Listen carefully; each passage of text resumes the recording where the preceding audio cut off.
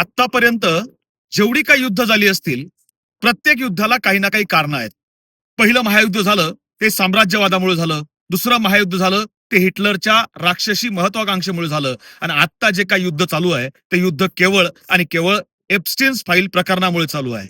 याचं कारण असं आहे की एप्स्टीन्स फाईल्समध्ये शेकडो लहान बालकांना भाजून खाल्लं गेलं हे बघितल्यानंतर, किंवा शेकडो लहान लहान मुलींवर जे अत्याचार झाले हे बघितल्यानंतर जगानं थुथू करायला सुरुवात केली. आणि साम्राज्यवादाचे जनक असणारे आणि स्वतःला हुकुमशाह समजणाऱ्या राष्ट्रांनी या गोष्टी दाबण्याकरता किंवा या गोष्टीपासून जगाचं लक्ष विचलित करण्याकरता घडवलेलं युद्ध म्हणजे आत्ताचं युद्ध आहे.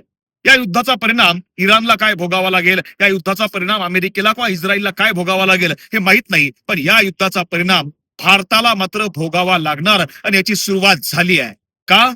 एकीकडे पोरगा हा खोमेनी मेला म्हणून सोशल मीडियावर आनंद व्यक्त करतोय, पण दुसरीकडे बाप मात्र कांदा व्यापाऱ्याकडे आडत दुकानावर जाऊन विचारतोय की कांद्याचे पैसे का आले नाहीत. आणि मग समजतंय की शेकडो मेट्रिक टन कांदा हा जो दुबईला पाठवला होता, तो दुबईला पाठवलेला कांद्याचे कंटेनर हे बॉर्डरवरच अडकलेत. ते पुढेही जायला तयार नाही आणि मागेही यायला तयार नाही. तीच परिस्थिती का द्राक्षाची आहे, तीच परिस्थिती डाळिंबाची आहे. चाभार प्रकल्प नावाचा प्रकल्प करोडो रुपये खर्च करून भारतानं विकसित केला. आणि त्या प्रकल्पाच्या मार्गामधून ज्यावेळी मध्य आशियामध्ये कझाकिस्तान असेल किंवा अफगाणिस्तान असेल, या भागामध्ये भारताचा शेतीमाल जातोय, तो शेतीमाल संपूर्णपणे जाणं ठप्प आहे.